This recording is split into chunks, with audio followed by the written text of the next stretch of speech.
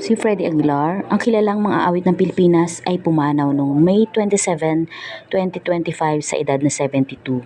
Siya ay namatay dakong 1:30 na madaling araw sa Philippine Heart Center sa Quezon City dahil sa cardiac arrest.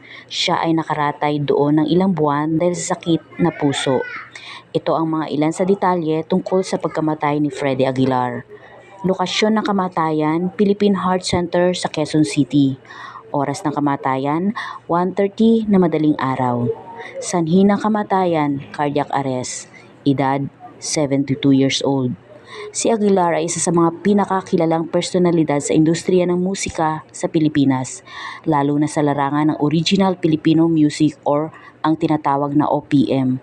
Ang kanyang awiting anak ay umani na malaking tagumpay at nakapagbenta na mahigit 33 milyong kopya sa buong mundo. Siya rin ang nagsilbi bilang Presidential Advisor on Culture and Arts sa ilalim ni Pangulong Rodrigo Duterte at miyembro ng National Commission for Culture and the Arts or NCAA. Para sa mga pamilya ni Ka Freddy, nakikiramay po ako at may you rest in peace, Mr. Freddie Aguilar. Mamimiss ka po ng iyong mga tagahanga.